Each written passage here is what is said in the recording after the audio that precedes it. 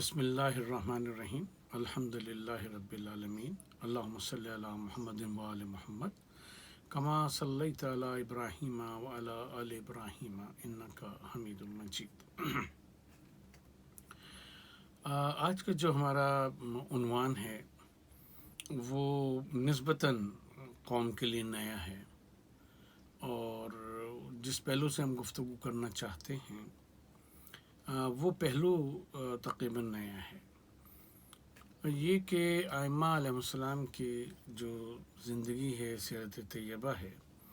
اس کو سمجھنے کے بہت سے طریقے ہیں، بہت سے اس کے آسپیکٹس ہیں۔ ہم جب سیرت ائمہ پہ لکھی جانے والی کتابوں کو پڑھتے ہیں، مضامین کو پڑھتے ہیں، دیکھتے ہیں، تو اس میں عموماً ترتیب یہ ہوتی ہے کہ آپ کی پیدائش، آپ کی والدہ کا ذکر، آپ کے والد کا ذکر، تاریخ پیدائش، اگر پیدائش سے متعلق ایک دو روایات ہیں تو وہ آ گئیں، اس کے بعد پھر وفات کا ذکر آ گیا، پھر اس کے بعد یہ ہوتا ہے لکھا ہوا کہ کن کن لوگوں کا عہد تھا، کون کون حکمران رہے آپ کے عہد میں، اور پھر تاریخ شہادت آ جاتی ہے، اور اس کے بعد پھر فضائل کا ایک باب ہوتا ہے، پھر آپ کے اخلاقیات کا ایک باب ہوتا ہے کہ بھئی اخلاق آپ کا کیسے تھا، پھر ایک باب ہوتا ہے جس میں یہ ہوتا ہے کہ بھئی حکمرانوں کے نے آپ کے ساتھ کیا ظلم کیا، یا آپ کے تعلقات جو ہیں وہ کسی بھی امام کے حکمران کے ساتھ کیسے رہے، حکمرانوں نے کب کب آپ کو دربار میں طلب کیا، کیا کیا باتیں کی، اس کے بارے میں روایات کو جمع کر دیا جاتا ہے، اور آخر میں پھر یہ ہوتا ہے کہ شہادت کے اوپر گفتگو ہوتی ہے، اور جس پر منتج ہوتی ہے کہ فلاں حاکم نے یا اس کے عامل نے یعنی گورنر نے آپ کو زہر دے دیا اور اس سے آپ کی وفات ہو گئی۔ تو بنیادی طور کے اوپر جب ہم ائمہ علیہ السلام کو تاریخ میں رکھ کر دیکھتے ہیں، ہسٹری کے کسی خاص اسٹیج پہ رکھ کے دیکھتے ہیں، تو اس حکمران کی اور اس دور کی ہسٹری کی ایویلیویشن اس اعتبار سے کرتے ہیں کہ اس کا امام علیہ السلام کے ساتھ سلوک اچھا رہا یا برا رہا یا کیسا رہا۔ اور ایک بات فکری طور پہ طے ہے، اور جو تاریخ سے ہمیں پتہ چلتی ہے کہ حکمرانان وقت، چاہے وہ بنو امیہ کے ہوں، چاہے بنو عباس کے ہوں، اور ان کے مقرر کردہ گورنرز، ان کا رویہ ائمہ اہل بیت کے ساتھ اچھا نہیں رہا۔ حضرت علی علیہ السلام کو شہید کر دیا گیا، حضرت امام حسن کو شہید کر دیا گیا، امام حسین علیہ السلام کی شہادت واقعہ کربلا وہ تو تاریخ کا ایک بہت بڑا باب بن گیا۔ اسی صورت سے بعد کے ائمہ علیہ السلام نے جس طرح زندگی گزاری، اس میں ان کے اخلاقیات کا اور پھر ان کے اخلاقی نصیحتوں کا کہ آپ نے توحید پہ یہ کہا، جھوٹ پہ یہ کہا، سچ کی حمایت پہ یہ بات کہی، فلاں کا یہ ساری چیزیں جو ہیں وہ آ جاتی ہیں۔ اس پہ اگر غور کریں اس پورے سینیریو کے اوپر، تو اس میں آپ کو تاریخ کہیں نہیں نظر آئے گی۔ یعنی تاریخ صرف یہ نہیں ہے کہ کسی حکمران کا یا حکمران کے کارندوں کا کسی وقت کے امام کے ساتھ رویہ کیا رہا، اس کو کیا احکام ملتے رہے، اور کس طرح سے وہ ان کا سلوک جو تھا وہ بدتر سلوک وہ سامنے آتا رہا، بلکہ تاریخ یہ ہے کہ جو تاریخ کا نیا پرسپیکٹیو ہے اور بہت زیادہ ویلڈ اور بہت زیادہ اچھا ہے، وہ یہ کہ سبالٹرن ہسٹری جو ہے اس کے پر غور کیا جائے۔ سبالٹرن ہسٹری پہ اگر ہم غور کریں گے تو پھر امام وقت کا، جس دور کے بھی امام کو ہم لیں، ان کا کردار زیادہ بہتر طور پہ سمجھ میں آتا ہے، کیونکہ امام کا مطلب ہے لیڈ کرنے والا، لیڈر، اور ظاہر ہے کہ شیعہ تھیولوجی کے اعتبار سے اس کا مطلب ہوتا ہے کہ ڈیوائن اور رولر، ڈیوائن رولر کہ جو ہماری روحوں کے اوپر، ہمارے عقائد کے اوپر، ہمارے اعمال کے اوپر حکومت کرتا ہے اللہ تبارک و تعالیٰ کی طرف سے مقرر ہونے کی وجہ سے، اور ہم اسی وجہ سے اس کی اطاعت کرتے ہیں، مانتے ہیں۔ تو اب اگر ہم اس کو سبالٹرن ہسٹری میں رکھ کے دیکھیں، یعنی اس کو یوں سمجھ لیں کہ لوگوں کی تاریخ کیا ہے اس زمانے کی،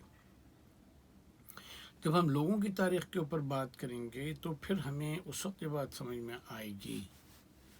کہ ائمہ علیہ السلام نے اپنے دور میں حکمرانوں کو جو فیس کیا وہ تو ان کی زندگی کا ایک بہت چھوٹا سا حصہ ہے، اور وہ اس سے زیادہ اگر حکمران ظلم کرتے تو ائمہ علیہ السلام اس کو بھی سہ جاتے اور اپنا کار امامت جو وہ انجام دیتے رہتے۔ جب ہم سبالٹرن ہسٹری پہ آتے ہیں تو اس میں ہم یہ ڈسکس کرتے ہیں،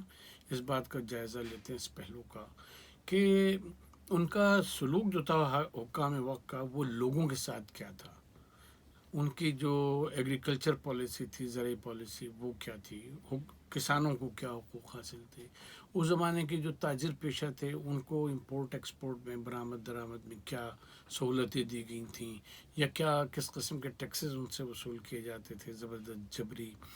یا یہ ہم دیکھیں گے کہ اس زمانے میں مینوفیکچرنگ کن چیزوں کی ہوتی تھی، کیا کیا چیزیں تھیں جو لوکلی پروڈیوس کی جاتی تھیں یا باہر سے منگوائی جاتی تھیں، امپورٹ کی جاتی تھی، یا یہاں بنتی تھیں وہ ایکسپورٹ کی جاتی تھیں، ان کو کس قسم کی مراعات حاصل تھی. جسٹس سسٹم اس زمانے کا کیا تھا، ایک عام آدمی جس کے کچھ گریونسز ہیں، جس کے کچھ مسائل ہیں، وہ اگر عدالتوں میں جاتا تھا تو عدالتیں کس طرح سے ان کو ٹریٹ کرتی تھیں. مسلمان پھیل رہے تھے، مختلف تہذیبوں کے ساتھ ان کا ٹکراؤ ہو رہا تھا، ملاپ ہو رہا تھا، دونوں چیزیں ہو رہی تھیں. اس کے نتیجے میں نیا کلچر وجود میں آ رہا تھا، فیملی سسٹم تبدیل ہو رہا تھا، معاشرے کے جو اجزاء ہیں وہ تبدیل ہو رہے تھے، نیا معاشرہ بن رہا تھا وہ تھا. تو اس میں امام کی زندگی کو، وقت کے امام کی زندگی کو اس میں محصور کر دینا ان کی ہسٹری کو، کہ حکام وقت کے ساتھ آپ کا کیا رویہ تھا اور حکام وقت نے کیا رویہ رکھا، یہ ائمہ کے ساتھ ہم سمجھتے ہیں کہ زیادتی ہے. ہمیں یہ دیکھنا چاہیے کہ اس پوری صورتحال میں، اس پورے سینیریو میں ائمہ علیہ السلام نے لوگوں کی جو امامت تھی وہ کیا کی. جو جابرانہ نظام تھا جس نے معاشرے کو اگر برباد کر رہا تھا، خراب کر رہا تھا، عدل نہیں مل رہا تھا،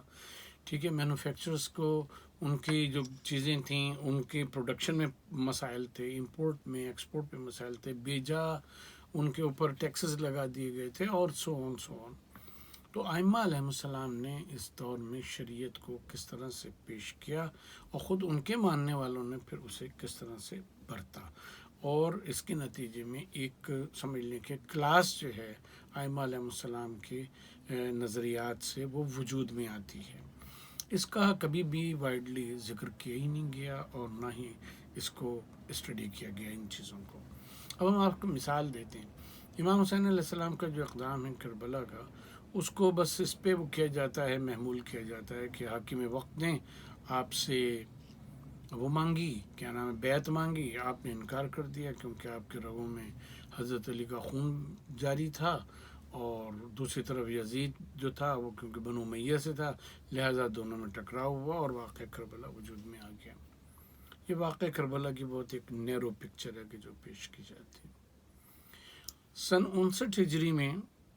امام حسین علیہ السلام نے جو حج فرمایا ہے، اس میں منی کے مقام پہ آپ نے سب کچھ جمع کیا، جو اس وقت صحابہ موجود تھے ان کو جمع کیا، جو عرب قبائل کے سردار موجود تھے ان کو طلب کیا، ان کو سامنے آپ نے خطبہ دیا، جو مشہور خطبہ منی کے نام سے مشہور ہے. اس میں آپ نے اور باتوں کے علاوہ دین سے انحرافات جو ہیں انہیں بیان کیا کہ کیا کیا چیزیں دین کی چھوڑ دی گئی ہیں، حکام وقت کیا کیا نہیں کر رہے. اس کے ساتھ ساتھ آپ نے لوگوں کی، جس کو ہم سبالٹرن ہسٹری کہہ رہے ہیں، لوگوں کی، مقامی لوگوں کی جو کیفیات ہیں ان کو بھی آپ نے بیان کیا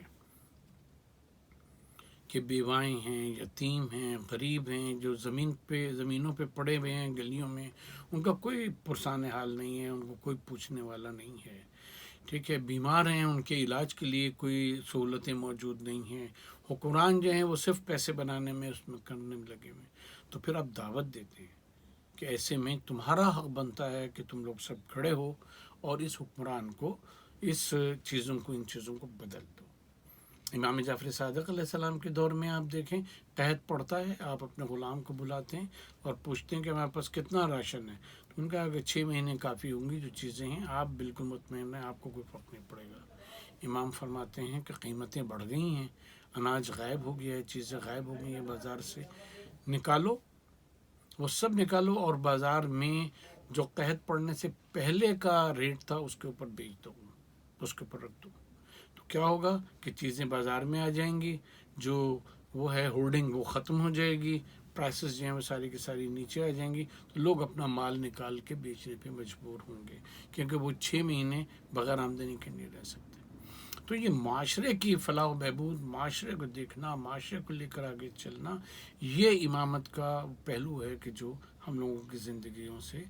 اوجھل ہے. ہم یہ سمجھتے ہیں کہ اب اس دور میں ضرورت ہے اس بات کی کہ اس پہلو کے اوپر تحقیق کی جائے اور اس پہلو کو لوگوں کے سامنے لایا جائے. وما لینا الا البلاغ.